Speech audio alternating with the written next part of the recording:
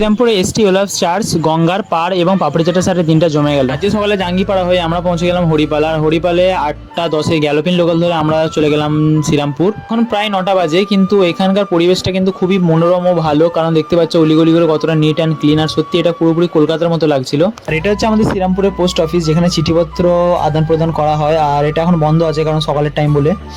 আর এর ঠিক পাশে লক্ষ্য করবে সেন্ট ওলাভ চার্চ। 17 শতকে ইউরোপীয় অন্যান্য দেশের মতো ডেনমার্কও বাংলায় ব্যবসা বাণিজ্য করতে আসে এবং ধর্ম প্রচারের উদ্দেশ্যে 1806 খ্রিস্টাব্দে নরওয়ে জাতীয় সাধু তথা ওলাভ এর নামে এই চার্চটি সেন্ট ওলাভ চার্চ নামে স্থাপিত করেন।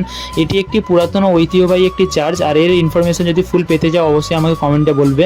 এখান থেকে কিছুটা যাওয়ার পর তোমরা লক্ষ্য করবে গঙ্গা নদী, যার পাশাপাশি এই গঙ্গার পাড়েতে কিন্তু তোমাদের সত্যি প্রাকৃতিক দৃশ্যের এক সত্যি আলাদা এক রোমাঞ্চকর ফিলিং লাগবে।